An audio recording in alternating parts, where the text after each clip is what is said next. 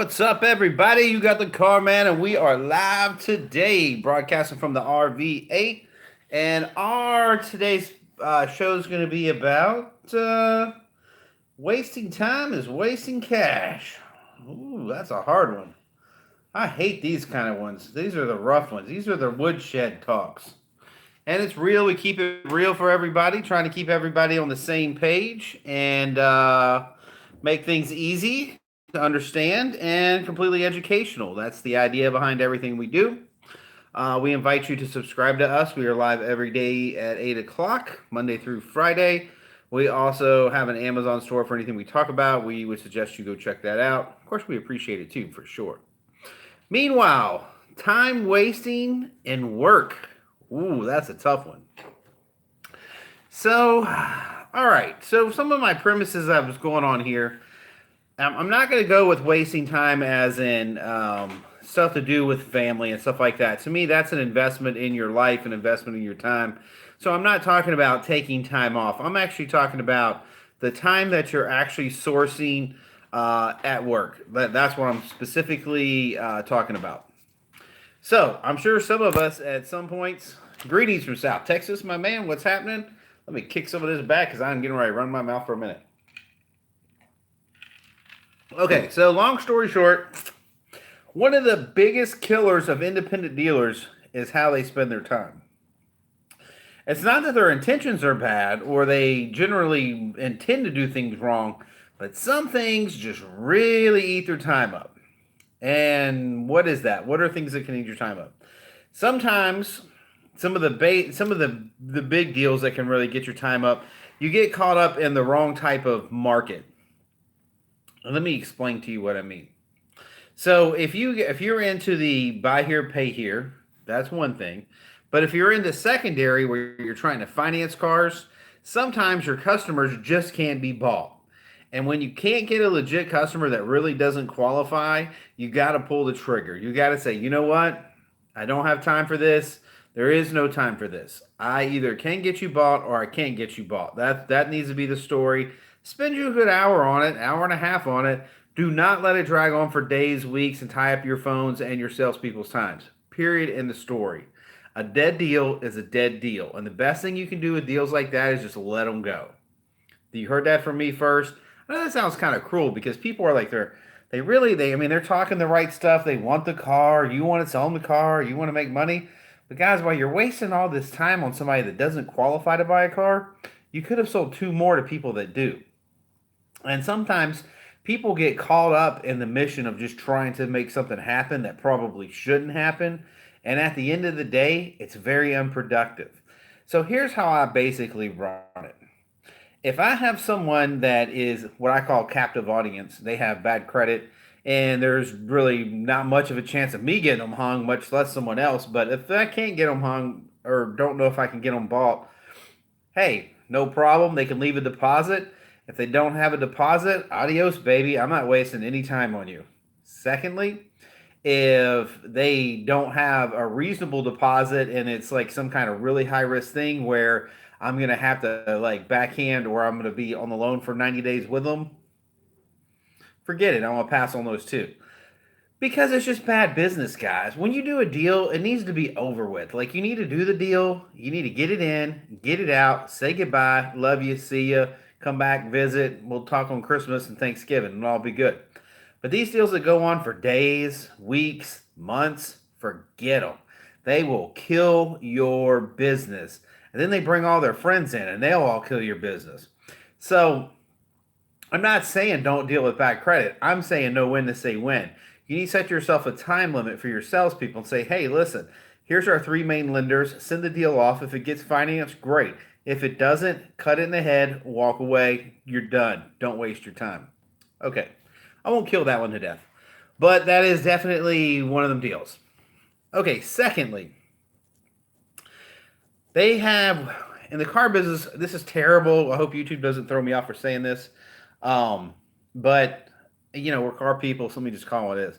And when I was growing up, they called them dick beaters. Like, that's what they would be like, the people sitting out on the lot that are just there to waste your time. Like, they're there to waste your time. And you go out, it's hot, You've got other stuff you can be doing productive, and you have to be able to qualify people at a reasonable rate. If you've got somebody that's just chewing the fat and they're just running their mouth, that's cool, but that's an off time deal. That's not something you do at work. And you can be like, oh, that's being an asshole, it's being rude. No, you could just completely, very professionally excuse yourself and get out of the conversation. Why? What's going to happen? Well, you only have so many hours in a day to work. Out of those hours in a day, you have to meet so many customers to sell so many cars. If you have one guy that eats up the time it's supposed to take to meet 3 customers, then you just drop your percentages for that day, which means your monthly goals are going to be off, or you're going to have to pick up another day to pick them up. So it's like a domino effect. When the first guy comes out and that he's not qualified to buy that car, he's like, let me give you a couple of these customers. Who are we talking about? Hey, man, I got a settlement coming for a medical settlement. Do you? Okay. Not saying there's not such thing as a medical settlement. I'm just saying I've seen very few of them happen. If you have someone that basically has been raised all their life with nothing and you dump $100,000 in their pocket, the last thing they're going to be thinking is, oh, that car salesman that wasted his time with me for, over the last 6 months, I'm going to go buy several cars from him. Matter of fact, quite the controversy, or quite the counter, whatever. Had a stroke, can't remember how it goes. So I had a guy one time, true story. He got a huge, huge, huge settlement. And right before he got the settlement, he would come in all the time. And I was all about it. You know what I mean? He priced out one for his mom, one for his dad, one for his cousin, like 8 or 9 cars. Like this guy was getting some big money. And it was legit. He was definitely getting his money. So sure enough, the day comes and goes, and he gets his money. He goes down to our opposing dealership, and he buys 6 or 7 cars. He don't even ask for a discount. He gives them full boat, plus tax, plus tag, plus dealer prep, plus extended warranties. Whatever they want to sell them, he don't care. He's just writing the check for the whole thing. Now, this guy ate up my time. He ate up people that work for me's time. We put packages together, sent them to his attorney, so they count, all this bullshit. And at the end of the day, it meant nothing.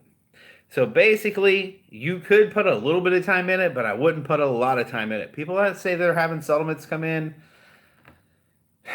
there's about a 50-50 shot, and you just need to know that going into it. Other people that are wasting your time. Other people that waste your time are people that they're third-party buyers.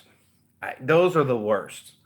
Who are they? Okay, so they come in, they're like, oh, my neighbor Dick and Jane moved in next door, and by golly, they're looking for a Suburban. So I just thought I would just come over here and take a look. And what's your best numbers you could do, buddy? Can we take it for a ride so I can tell them how it rides? Okay, now between us, that is a waste of time. Third-party buyers are a waste of time. I do not waste my breath with them. I don't. I kick them to the curb. I know it makes me sound like a jerk off, but whatever. That's just what I do. If you're not there and you're not the buyer and you can't make the buying decision, you don't have my attention. Who other people do we have out there? Half parties. Okay, so you get people that show up with only half the buyer. If it's the wife, I like that scenario. If it's the husband, not so much. If the wife shows up, I'm going to put her in the car and send her down to see the husband. If the husband shows up, I'm going to attempt to do that, but usually if the husband's thought without her permission, if he thinks without her permission, he's going to be in deep crap anyway, and it's usually a waste of time. But always worth a shot. If you got a husband or a wife, it's a shot. They may actually have a decent relationship where they actually do stuff like that, so that's definitely a shot. Who other people wait? Oh, if somebody ever walks in and says, does anybody in here want to sell a car? Run. That guy ain't never going to bite. He ain't going to but waste your time. I promise you, promise you, promise you. Run, run, run. So you got people like that. Other people, which they're so far upside down in their cars.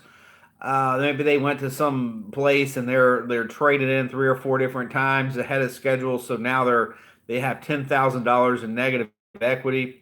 If you could even do a deal, you're only going to get a mini deal, and if you could do it, it's going to take days to make it happen. Those are not what I call efficient time deals. I don't heavy negative equity, although you can attempt to help them, it can be a waste of time. So your primary customer is somebody there that's looking, and there's just the way that I qualify them. I qualify them three ways. Here's the gist of what I'm trying to get to. I use three words. The first word is need. The second word is greed. And the third word is fear. Now, I've taught on this before, but this is relevant to time wasting. If you find somebody that needs something, you've got a potential buyer. Who needs something? Who would be that customer? Okay.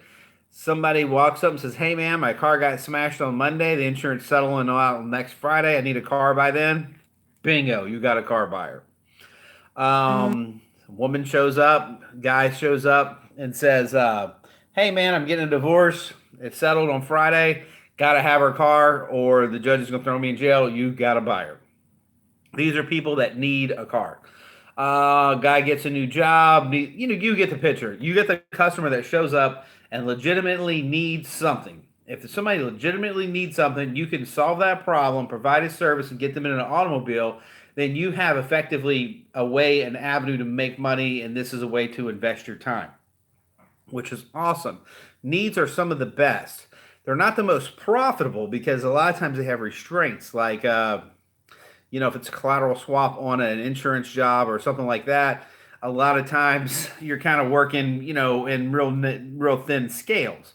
That's okay. It's still a click on the board. There's something to be worked on. All right. The easiest sell out there is the greed sale. I was talking to you about this before.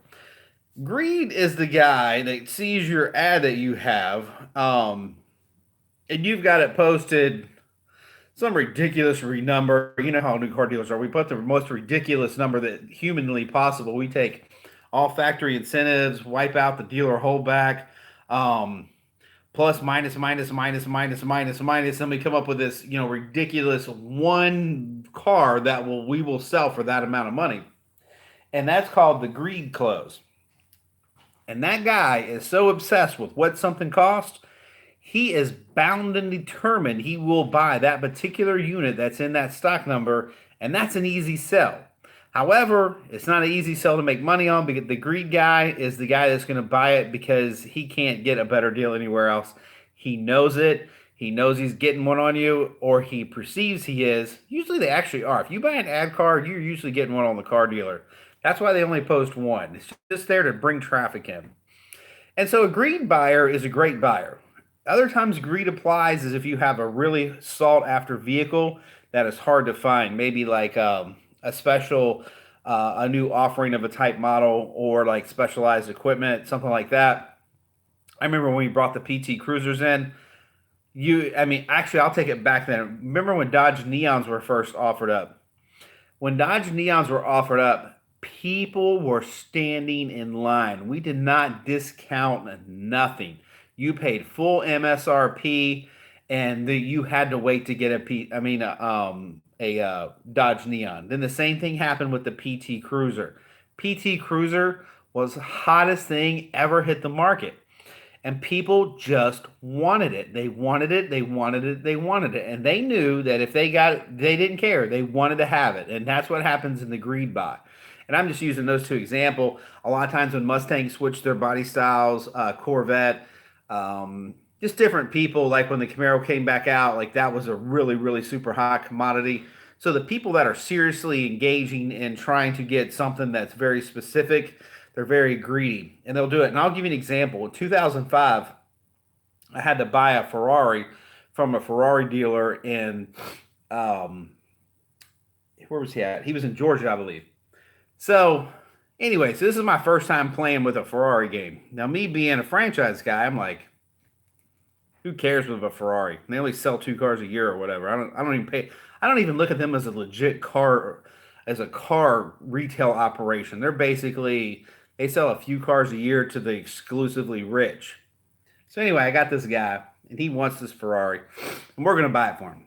So I call him up, and I'm like, hey, this is Jamie Jones, blah, blah, blah. Expect the red carpet rollout. Don't be messing with me. I'm a car dealer. I don't play the bullshit. Let's just get right down to it. What can I buy this car for? He's like, yeah. Yeah, I heard that, Mr. Jones. That's good. That's good. You want a Ferrari. That's nice. And you want the yellow one? Yes, sir. Blah blah blah. We get down to the specs, everything. This guy owned a bridge company, and he just had more money than God. Anyway, he wanted it very specific, so we went through the whole deal.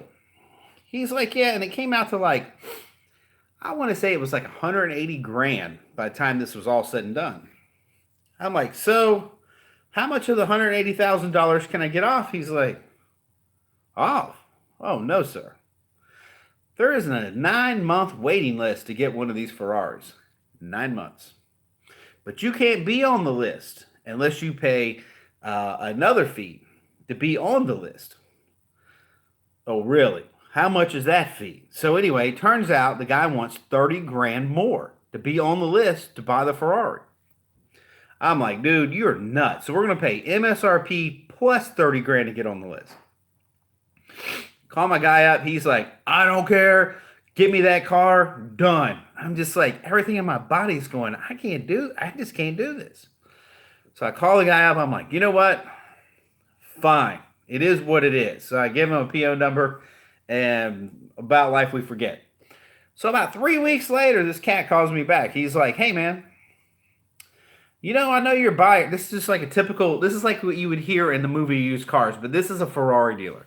He's like, hey, man, I know your buyer really wanted that. He really, really wanted that particular package and blah, blah, blah. I'm like, yeah, he did. Why? What's up? He goes, man, I got one that came in early, and the guy that has the deposit on it, he doesn't know it's going to come in early, and if your guy wants it, I'd be willing to maybe bump him in the line. I'm thinking, damn, for 30 grand, that's pretty actually nice of you. I mean, I can't believe it. He's like, oh, no, sir. If you want me to bump this in line, it's another 30 grand. I'm like, you have got to be kidding me. So, anyway, I had to call my guy up just to tell him. I was like, laugh. He's like, buy it. I was like, you got to be effing kidding me. But anyway, long story, we did. We bought a Ferrari. Not only did we pay full retail, we paid $60,000 cash over and above its list price for greed. And it can happen, my friends. People will pay it for greed. So that's always been my key story on greed. And that's just how it works. So the other customer that's not going to waste your time is the fear customer. Who is that? Let's identify him real quick. Okay, so the fear guy is pretty easy. He has generally speaking, he has a general specific things that he's working with. Maybe he got an approval that's running out and he don't think he's going to requalify, or he's like payment restrained and you have a particular car that really meets the payment. Maybe he's like $180 a month and you happen to have something that actually costs, meets the cost factor, gets the interest rate. Yeah, there you go. There's Dodge Demons rocking the house. Yeah, another ridiculous car. But guys, who the hell has a Dodge Demon? I don't have access to them. So exactly, you are going to pay. Like if you want an exotic car, you will pay over an amount that they want for it. Period. And I wonder what the like when they release a new Porsche or new Lambo or something like that. I bet it's the same deal. I've never bought one of those new, but I can only imagine it's the same red tape and the same crap. So yeah, the greed buyer is one you can definitely make money on, or he's the guy stealing the ad, one or the other. The fear guy is the guy that's definitely he's trying to get something that works within his constraints, and he might be out of time via lending, or he's scared somebody's going to buy the one little car that works for him. So when I'm looking at people, that's how I kind of filter whether they're buyers or not. I'm kind of putting them in one of those three groups. And if you don't fit one of those three groups right off the bat, then I know that I'm probably not investing my time wisely, which is sad. But I'm not saying be mean to anyone. I'm not saying be disrespectful, cuss them, blah blah blah. I'm just telling you, as a person that has to make it in this business, you have to be mindful of your time, and you have to put a value on you and what you invest in. And you cannot invest in people that are there to waste your time. Period. In the story, which takes me back to another story we were talking about. When you do, I took you through the whole process of selling the cars, guys. And once you put that kind of time and effort into one of these people, you plan on selling the car. But if you take one of these people I'm talking about here to waste your time, it's just going to waste your time. And it takes a lot of time and effort to earn the trust of people, get them through this whole process when you've got nothing at the end. That's all I'm saying. I just want you to be, I want you to be able to make yourself profitable and be able to make a living at this. But if you get tied up with people with crappy credit that can't buy even, if they don't have any avenue to get them there, you ain't the guy. They belong to a tote note lot. That's the loan they need to have. They either need to be there or they need to go somewhere that does high risk rentals or something like that. If you do not supply that service, then you need to send them on down the way to who they need to go buy from. Not everybody's your customer, and you have to understand that as you start meeting people. Which is why a lot of dealers get caught into this and they think that there's easy money in bad credit. And in one aspect there is, but in another aspect there isn't.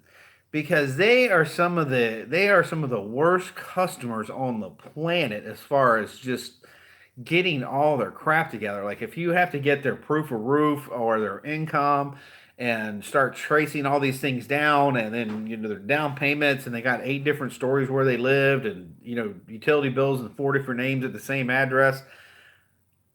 Trust me, when you finally get this deal done and that company says, hey, you got to sign on the back of this note to make it happen, you're going to be looking for that car 30 days from now. Like, this is not going to end well. So I tend to think those customers that are really bad credit needs to be for a guy that can train them how to pay their bills on time.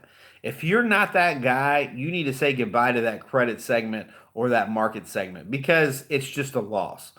Now, if you're the guy that can put the auto shut-off machines in them, and you got them GPS down, and you got your inventory tracked, and you got your stuff together, yeah, go ahead. That's great. That's your customer, and guess what? You will train them to prioritize you to pay, and it's going to be win-win. If you're not the guy that can retrain them, it's lose-lose. They're going to lose their car as soon as you find it, and you're going to lose all the money you put into your car and everything else while it's all happening. So bad credit, I don't really emphasize it. Edgy credit's okay. A lot of people need a second chance that had some decent credit at one point. Maybe something happened, but you can still get them bought and re-going. That's different. But I'm just talking about a career criminal, like a credit criminal. That's all I mean. Like, he ain't never paid attention, much less a bill. That guy. That guy right there is a waste of time. I mean, he's a waste of time for a guy that's not in that business. So I would stay clear of it. People that I love. Another person that's a waste of time. I thought about this one. Anytime you say something to somebody, they only talk about price. It's too high. It's too high. It's too high. It's too high. It's too high. So usually with those people, they're not really looking for value. They're just looking for cost. Like, there's 2 different things. We are in Virginia. We're in Virginia. What state y'all guys in? I'm not sure what state you're in. Yeah, we are definitely live, my man. So, yeah, so people that are definitely people can waste your time that are like, if they get caught fixated on price, it's like, you know what, man, you don't even have the ability to get in there and start your sales. You know what I mean? Like, you want to build value. If these people are so sold on the fact that it's just price, I mean, I was getting ready to say F them. I mean, I can't say that on live air, but like, that's just where I'm at. Like, it just, like, if you don't give me the time to tell you what good this car is and this, that, and the other, sometimes I will put them on the money though. And sometimes to stop people like that, I'll tell you how to stop an asshole real quick. This is how you do it. So I've had those people, and I'm not saying they're all Asians, but a lot of Asians come in. And when I don't mean American Asians, I mean people actually from Asia that are here, and I guess maybe they're on visas or whatever, but they don't really understand our system of bartering. So they'll just go directly to it's too high, like too high, like, and they're just like fixated on it. We had to drive a customer to the DMV to get the title for his trade. Yes, problem solving 101, absolutely. So anyway, these I'm not saying all some Asian customers are really cool, but they get really fixated on price and they don't really see the value of things. I mean, because they're just from a different culture. So how you stop people like that is this. And they're like, oh, it's too high, too high. Okay, I'll be like, hey, let me ask you this. If I sold you this for $1 today, would you buy this car right now? And guess what they say? Okay, so you are, hey, what's up, Easy Auto Sales? So you are a buyer, you are a car buyer. We've established that no matter what kind of ridiculous shit you're offering me right now, you are a car buyer. You have cash available, at least $1. So will you do me a favor? Let's drive this car, see if it fits what you need it for. Okay? Okay. They'll get in and they'll drive it. You sell me this car for $1? Yeah, hell yeah, we'll sell you this car for $1. So you get into it and you got one shot. You take them through the curves. You make them do the brake test. You drive the shit out of that car. You make them love it. You make them smell the leather. You turn the AC on, freeze them. Yeah, keep asking them, does it feel good? Do you like it? And about every minute and a half, they're going to say $1. You keep saying yes. So once they've test driven the car and you've got at least a little bit of value involved, you've got one shot. So you walk inside and say, hey, I'm going to go in here and talk to my guy and see what we can do. So you bring them in and be like, ma'am, I know you keep saying this is too high. And I even told you if I sold it to you for $1, but I got a better offer. And they'll be like, what? And then put them on the money.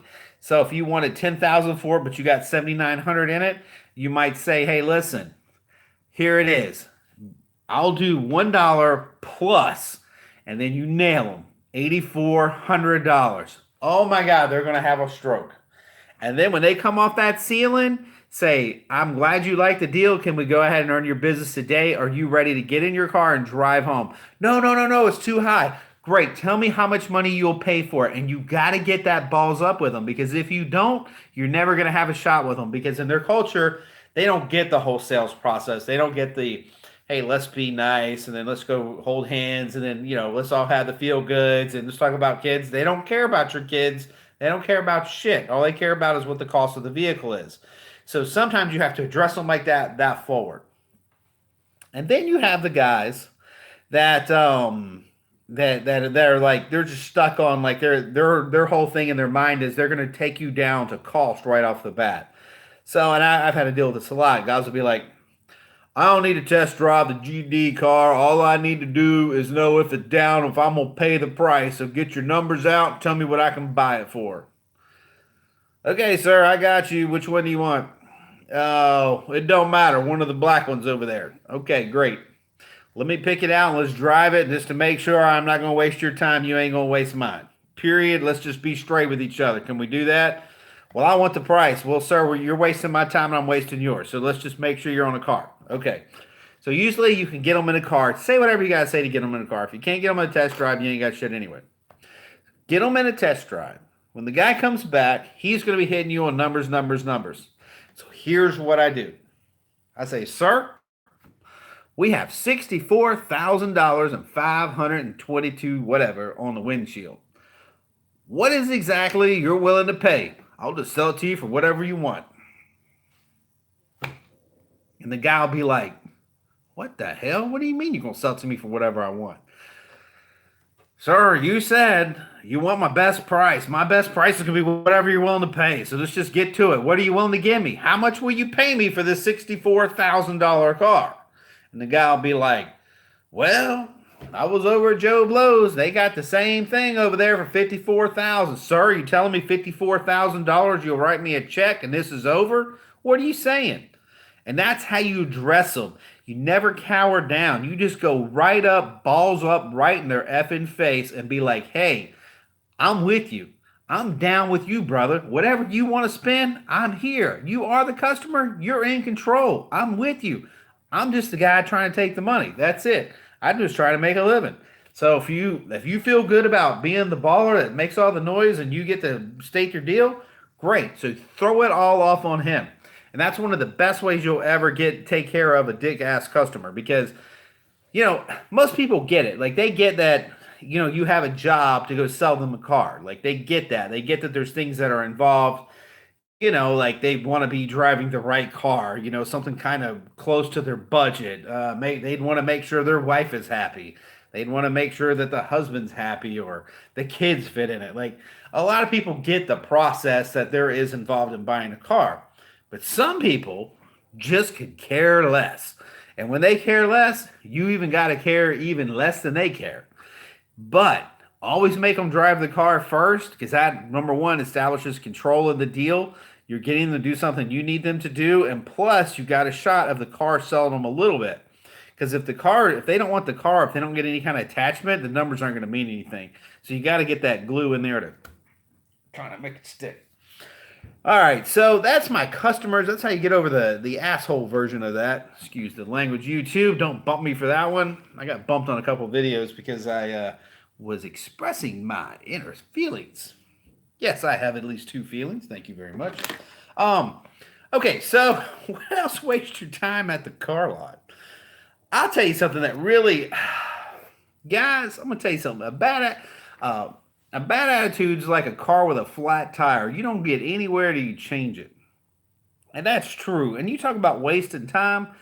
Those guys sitting outside talking about, everything negative wherever you're working. And, no matter what, it's doom and gloom and everything sucks and the world's coming to an end. And, they're arguing over politics. One's Obama, one's Trump, and they're fighting each other. And then the other one at the other side is, he's pissed off because he got screwed on a car deal. And the other one's pissed off because he had to split a car deal. And everybody's like, nobody's happy. Everybody's overworked. Guys, I'll tell you something. Those guys aren't making money for a reason. It's in their head. It's not a place to do politics. It's not a place to vent out whether your wife hates you. It's not a place to vent out whether you're in a good mood or a bad mood. It's a place to take customers and qualify them. And what's up, Benny D? It's a place to qualify customers and turn them into profit centers, brother. That's what you're there for. You are not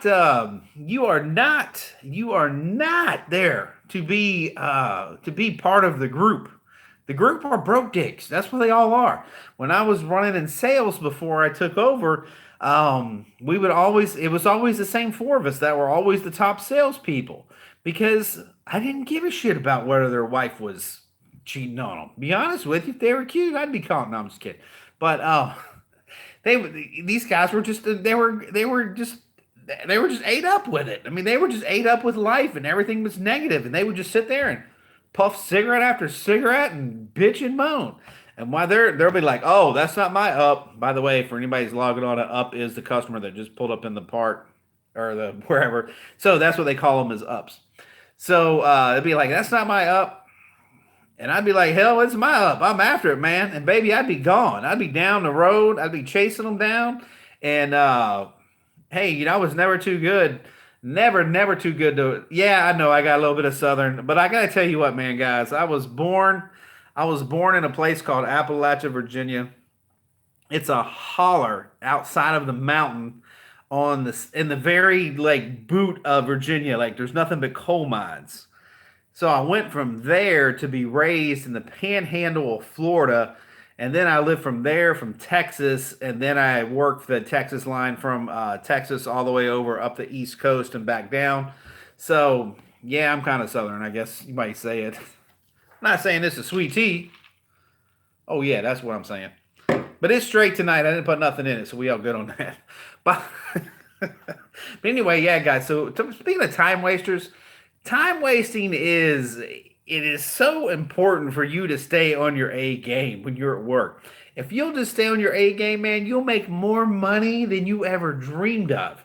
You know what? When you've got nothing to do, pick up your folder and call the people that you haven't talked to in 2 days. Like buy or die, baby. Shit, let's just get on it. If Joe Blow stopped by 3 weeks ago, let's make sure he still hadn't bought a car.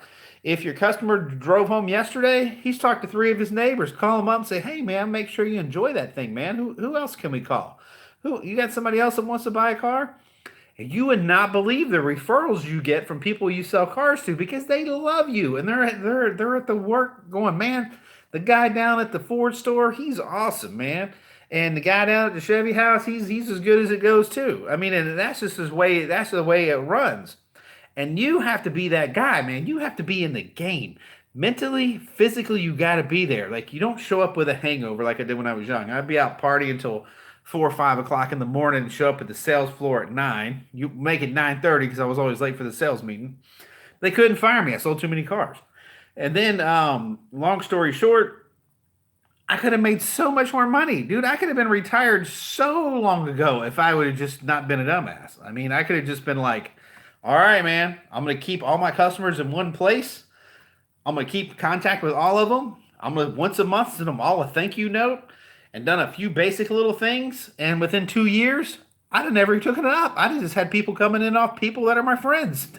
I mean, it's that simple of a business if you're able to stay focused and keep your head in the game and your only job is to buy and sell.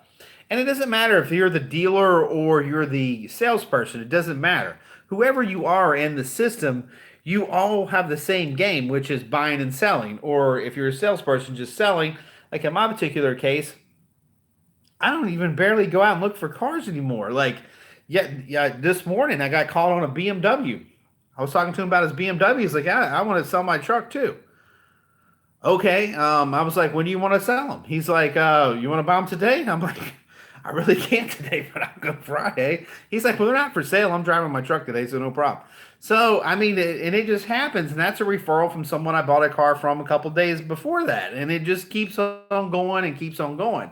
So you got to keep your head in the game. When you're dealing with these retail customers, always be friendly. Always ask them how their car's doing. Pretend like you really do care. And you should care to a limited extent because it is your base, your customer base. It's your income. So, I mean, you got to show these people some love. But wasting time bad frame of mind is a waste of time. That's all I can tell you guys. If your head's not in the game, your wallet isn't going to be either. As soon as you get your head back in the game, and guys, I'm going to tell you something. When you're rolling, nobody makes more money than the guy who just made all the money. So if you're hot, you're hot. So you got all that confidence, you got all that momentum, you feel good about yourself. Everybody's like, you're the man. You feel like the man. Everybody knows you're the man. You are the man. Everybody can say it with me, I'm the man. You are going to be the man. Like, you just have to stay focused and get rid of these time wasters is all I'm telling you. Who else are time wasters? Okay, when we get to the dealer side of this, I'll tell you who wastes my time. Pisses me off. I hate vendors. Like, I don't hate them, like, but the BS vendors that are like always, that's right, Benny D, you are the man, baby. We are the man. That's why we're on the channel right now, because we are the man. But long story short, vendors piss me off, man. I'm just going to be real with you right now. And the reason is I've got a few handful that I like to deal with, but we talked about this the other night. And even as early as like 3 hours ago, I was dealing with an interior guy. And all I really wanted was I have a little GT convertible and I've got a little rip on the back corner. And it's not even a rip. It's the seam is coming apart. He can resew it. He can do it by hand where it's at and not take it out. I've done it before. I've seen it done before. It can be done, period. So that's all I wanted. Is the guy can rate me. He can pay me. He can charge me $100, $200. I'm not even going to complain. I'm going to say, you know what, Bubba? You want to take that $200 for your 15 minutes of work? Great. But that car is holding up $2,000. So could you please get up on it and let's get it done? No, we can't do that. No, sir. I need to tell you that I'm not sure this seam is going to hold after, when you're ready to restore this car again in 2035. I'm not sure that this convertible top, which by the way already has 112,000 miles on it, is going to be still holding up then. And I don't know that I feel comfortable with just putting a seam in it. Oh, really, Mr. Upholstery guy? What the hell would you like to do to my convertible top here? Would you like to charge me to put a new... Well, sir, I really think it would be in your best interest to put on a new top. Because what's going to happen is I'm just going to fix this, and at some point in the future, that another seam is going to break. So I said, man, let me tell you, this guy's name's Bob. I'm like, Bob, let me explain something to you. At some point in the future, The transmission's going to break in this car. At some point in the future, the engine's going to be no good. The frame's going to rot out from underneath it. The tires are going to blow out. And all of this in the future is nothing that I care about. What I care about is, can you cosmetically fix this stitch right here? And can you do it for less than $200? Because now we're 45 minutes into a 5-minute fix. So it's just pissing me off. And I got other stuff to do. So after all of this shit goes down, the guy's like, you know what? I'm going to do it, but you're going to have to sign that I'm not going to warranty it. Well, no shit. Okay, well, that sounds great. Yeah, that's exactly right. Y'all know exactly what I'm talking about. And these guys, I mean, they're relentless. They are relentless. I got another one. I've got a friend that works with my wife. It's actually my wife's friend. Her VVT variable valve timing went out on her Jetta. No problem. Good people. She's in love with her car. She's actually nicknamed it. She calls it Monica. Blakely, we love the lady. She's just our people. But anyway, she's got screwless. But anyway, we still love Blakely. So anyway, she goes and takes this car somewhere. And this jerk off is like, hey, number one, it's clapping. If you don't know about the variable timing, once it claps, the car's like, brrr. I mean, it sounds like a hammer drilling inside the top of the engine. So obviously, a pretty, that's where I was going. They don't want to be married to the car. Yes. So, long story short, they're like, ma'am, at the end of the day, we have assessed your vehicle and we've decided that the best thing for you is to rebuild your engine. You want to rebuild the engine. I drove the car there for her and to help them out, and they want to rebuild the engine. Compression's fine in it. Car drives great. He's a glass guy for 20. He totally gets what we're talking about. Long story short, so I'm like, you know what, man, just forget it. So I take her car to this shop. It takes me, I mean, keep in mind now, I'm an hour down for transportation getting this car back and forth to her mechanic. Then I turn around and get it back. No, glass, I don't play around with glass, my man. If you got a glass job, I just tell, but my glass guy is good. I can call him tomorrow and he'll be like, what is it? And I'll be like, just tell him. He's like, drop the car off. Great. I don't even ask him how much it is because it is what it is because I don't care because my time's worth money. I know he's going to treat me fair. I know he does a great job and I don't care. So my glass guy's like, he's from heaven. He does it. My mechanic's the same way. My mechanic that I use, he's perfect. I do a lot of my own stuff, but when I take him something, we just, once you start doing a lot of dealers, yeah, exactly. Once you get a good guy like Lewis here, he's talking about he does a lot of dealers. The reason he does a lot of dealers work is he doesn't play bullshit. He shows up and does his job and leaves. He gets it done and game over, which is exactly what we need. So these people definitely will wear you out. And the VVT, long story short, a couple $100, went and picked the thing up and slapped it in her car. A couple hours later, tell her to come pick her car up. Done. Meanwhile, the guy's still getting quotes on replacing her engine. She's been driving her car now for the last 2 months, happy as a pig and you know what. So, yeah, these people, they just wear you out, man. If you get a professional that knows what they're doing and like he's the glass guy, stay with that guy, period. Yeah, see, that's pretty cool. If he's got a guy that meets it for $150, that's pretty cool. My guy does it for less than $200. Sometimes he'll do it for $125, sometimes $160. Kind of depends on the glass cost. And he does a hell of a job, man. He does a good job now. So I can't complain about him. And like I don't have a good transmission guy though. So we end up doing a lot of our own transmission swaps. So because the transmission people are just jerk offs. I mean, they just waste your time. And that's unfortunate, but that's how it works. I'm going to try to plug y'all into some power here real quick. Let's see how that works. If I can get it in here. Oh, maybe not. Maybe not. Sorry, guys. That's what we have to do on this thing. Oh, well. It isn't working. All right, man. Anyway, so that's my lecture tonight on fixing your time management. Don't let these people suck your life out of you, man. Turn around and turn these cars into cash, baby. Get that money and make it flow. Getting a bad attitude, screw that, man. Get a bad attitude when you go home tonight, or go home with a good attitude. She'll love you for it. It'll be like, honey, I had a great day, or whatever. But yeah, don't have a bad attitude at work. It already sucks. I mean, we're here to work, but you know what? It can be fun. You can be exciting. You can make money. Like, this is how you get rich. This is how you get further ahead in life, by focusing and getting problem solved and moving forward and staying busy, just going to the next thing, to the next thing, to the next thing. When you start letting bad stuff get in your head, the people that are not going to allow you to make money, waste your time, vendors that just want to rape you, screw all that. Just say no. Just like they did back in the 80s. Just say no. Just say no to the people that want to do that to you. Anyway, I'm out of time tonight. Yeah, there you go. If you find a reliable transmission guy, I'll send you all the cars I buy at RVA to him. Okay. I'm looking for that guy. Okay, where are you buying cars from or sending from? Mr. Genright, where are you out of anyway? Or I thought you were at West Coast for some reason. Yeah, I think he is. Okay, let me catch up on your comments before I blow out of here. Whoa. Y'all got busy tonight. I don't want to be married to the car.